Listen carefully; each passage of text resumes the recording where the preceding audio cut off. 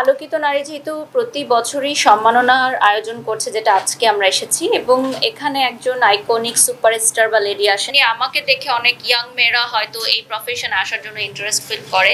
প্রথমে ধন্যবাদ দিতে চাই আমাদের ক্যাফেরিয়ার কর্ণধার ববি আপুকে, যিনি তার প্রত্যেকটা আয়োজনে সবসময় আমাকে যুক্ত করেন এবং আমার দেখা নারীদের মধ্যে অনেক আইকনিক একজন নারী হচ্ছেন ববি আপু। কারণ একজন নারী হয়ে তিনি এতগুলো প্রতিষ্ঠান চালাচ্ছেন, শুধুমাত্র ক্যাফেরিও নয়, আপুর আরও বিভিন্ন প্রতিষ্ঠান আছে যেটা হচ্ছে রিও নাম দিয়ে।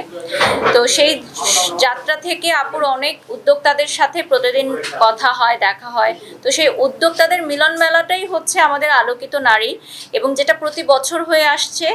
আর যেটা আপু বলছিলেন যে পরের বছর হয়তো আমাদের আরও বড় পরিসরে করতে হবে, এই রেস্টুরেন্টটাই হয়তো জায়গা দিতে পারবো না। এত নারী উদ্যোক্তা বেড়েছে, এত নারী উদ্যোক্তারা আমাদের আলোকিত নারীর মেম্বার হচ্ছে, এবং আমার কাছে মনে হয় যে নারীরা যে এগিয়ে যাচ্ছে, নারীরা কোনো অংশে পিছিয়ে নেই। এটা আপনারা যারা সাংবাদিক ভাইয়েরা বা বোনেরা আছেন তারা বেশি বেশি করে হাইলাইট করবেন, তাহলে অবশ্যই নারীরা ইন্সপায়ার্ড হবে যে তারা ঘরে বসে না থেকে যাতে ঘর থেকে বের হয়ে তাদের প্রতিভা দেখাতে পারে এবং সেখান থেকে টাকা ইনকাম করতে পারে, যেটা দেশের এবং তার পরিবারের কাজে আসবে।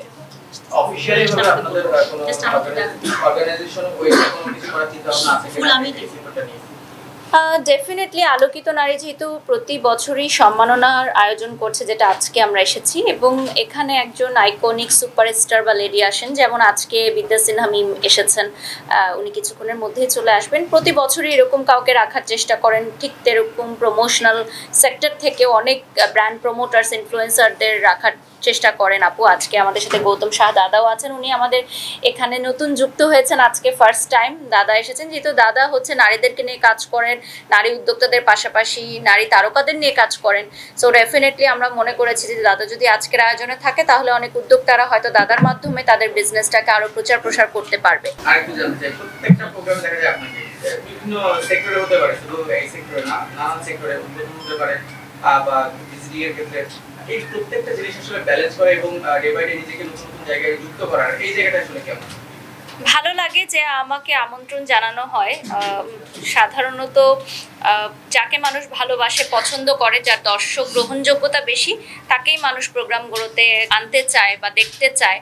তো আমি প্রথমেই তো ধন্যবাদ দিয়েছি ববি আপুকে যে প্রতি বছর তিনি আমাকে যুক্ত করেন। শুধুমাত্র এই অনুষ্ঠানে না, তার বিভিন্ন প্রোগ্রামেই আমি থাকি, একদম পারিবারিক সম্পর্ক।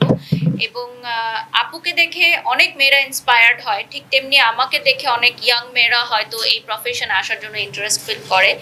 তো মেয়েরা আসলে কোনো দিক থেকেই পিছিয়ে নেই, এবং সামনে যেহেতু ফাল্গুন বিশ্ব ভালোবাসা দিবস আসছে, এই জন্য আসলে রেডটা পরা, যদিও আজকের ড্রেস কোড ছিল হোয়াইট আর গোল্ডেন, বাট আপু বলেছে তোমরা তোমার পছন্দ মতো পরো। তো আমার মনে হয়েছে যেহেতু সামনে ভালোবাসা দিবস, এজন্য আমি লালটা পরেছি।